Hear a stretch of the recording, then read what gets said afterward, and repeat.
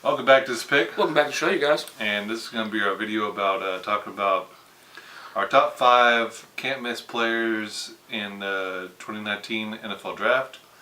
I'm going to start it off with my first pick, Quinnen Williams. I think he's the best player in this draft. I think he ended up being a really amazing superstar defensive lineman. I think he's almost unstoppable. He you can argue the best line in the country, Oklahoma line alive in the playoffs, and he played really amazing in all the other games. Did amazing at the combine. Seems like a good kid.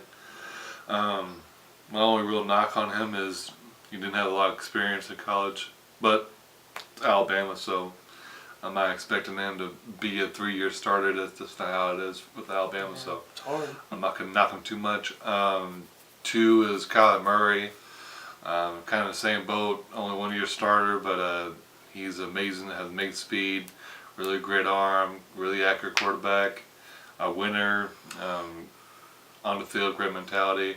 My only 2 knocks on him is he's tiny, and his mentality is a little weird. He's a different cat. My 3rd guy is T.J. Hawkinson.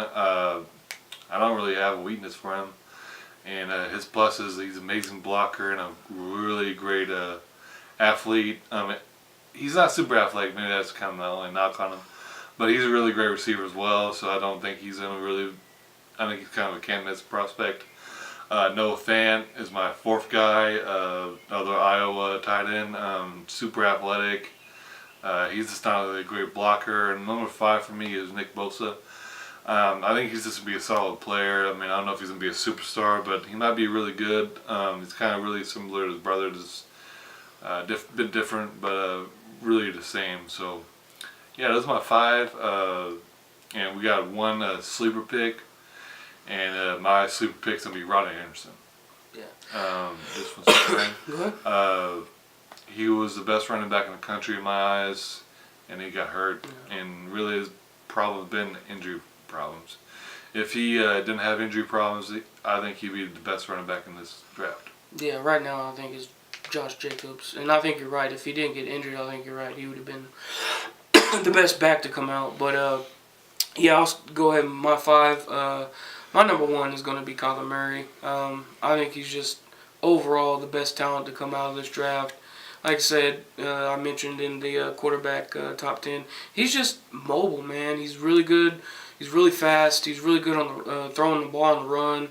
He's really good at throwing the ball in the pocket, which is kind of crazy to think about because he has these little micro mini hands, but he just knows how to chunk that ball, man, and sling it. And yeah, man, I think he could potentially be, up in the top of the quarterbacks of this league, that's coming, that's on the up and come. So I think he could be one of the best. So he's my number 1. My number 2 is going to be also Quinnen Williams. The kid is just a monster. I mean, he's damn near unstoppable. We'll see in the league. The league is a whole nother animal. So, but I think he's still going to be a great player. I think the only thing I would knock him is might be a little undersized compared to some of these gigantic offensive linemen. Yeah. So there might be a couple games where the bigger lineman just kind of gets advantage of him, and that's the only really knock I have about him on him. My number 3 is going to be Josh Allen. I love this dude. His motor is he's just an animal. And he can play 2 positions. He's a defensive end / linebacker, so you can switch him around, and that's one of my favorite things to do with players on defense is switch them around, like a Von Miller or a J.J. Watt. You can move these guys around, and that frustrates the quarterback because then you got to go, well, crap, he was just over here. Crap, now he's on my blind side over here. So he's one of those type of players. Josh Allen's amazing. I really don't have a negative on him right now, man. I think he's an all-around great player, and I think he could be an amazing pass rusher. So he's my number 3. My number 4 will be who did I have in number 4? Who did I have? Oh yeah, I think it was Ed Oliver. Mm-hmm. That's right, defensive tackle for Houston. Mm-hmm. I think that he's another guy that's amazing on defense and has one hell of a motor. He just gets to the quarterback. He's really quick on his feet. I think that's what makes him amazing to be a defensive tackle. Is he's really quick on his feet, and it's kind of the thing that these defensive players are kind of getting a little smaller. As the thing they're getting faster. So defensive tackle, man, that's what you really need because the leagues getting faster and stronger, and that's what you need is a quick defensive tackle. I would say my knock on him is at times his lack of effort at times on the football field, but I don't, not too many times you got to say that though. So if he can keep that mentality and not, at times be a little lazy, I think he could be an outstanding player. And my number 5, I will go with Devin White. Love Devin White. I think he's going to be an absolute monster. He's another linebacker that's just going to eat guys up. There's a lot of games I watched of his, and he's just all over the field. No matter if he's going out tackling a receiver that just caught a little short pass, or he's going to get the running back, or he's going after the quarterback. When he goes chases down, he runs it at 100. So I love Devin White's motor. I would say my little knock on him is at times he's a little sketchy at tackling at times. Mm-hmm. But outside of that, I think he could be another outstanding player. But yeah, that'll be my top 5. My little sleeper pick is going to be N'Keal Harry from Arizona State. I think he's going to be an outstanding receiver. He's kind of getting outshadowed by Hollywood and DJ Metcalf. Yeah, and honestly, you could put him on the five as well as Hollywood. He's an outstanding player that I think is going to be outstanding because of speed. Mm-hmm. Hopefully, he can stay healthy. It's kind of his issue. Is he and Adam brought up a great point the other day is if he does unfortunately get in these injuries, that's probably going to slow him down, and that's kind of what he's known for is the speed. But yeah, I think he's. But anyways, back to Harry. I think he could be up there with those guys with Metcalf and what's his name, Campbell from Ohio State. Paris Campbell. Yeah, Paris Campbell. I think he's up there with those guys. He's just not getting mentioned enough.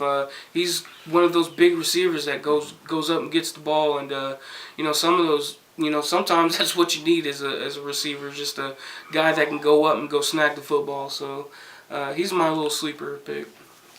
All right, that's all I really got to say.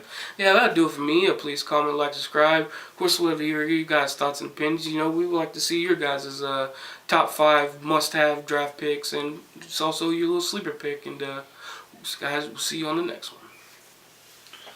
Oh, God. Oh, you staying up until 8.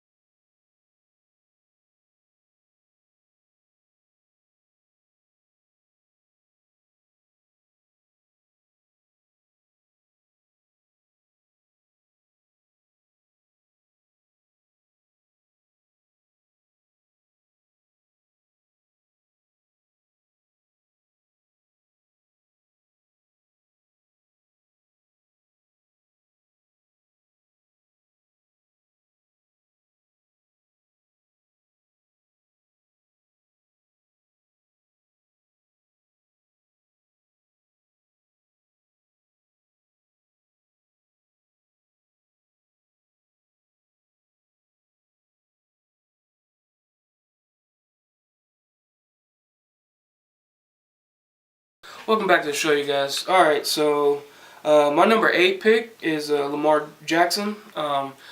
Once again, he's kind of another quarterback that is very, very talented. Could be a very, very solid quarterback. It's just he's not, great at throwing, and as years progress, we'll just have to see. Last year he just ran the ball a ton, threw the ball every now and then, and just that was kind of their formula, is just run the ball with them and play read option. And he was that was the thing, is just he was predictable, but he was still really hard to stop. So that's what makes him a super athletic, talented quarterback. Like I said, if he gets his throwing down and could be really accurate and not make bad decisions, and can continue to be the running quarterback it is, I think he could be up there with the Carson Wentz's and the Patrick Mahomes.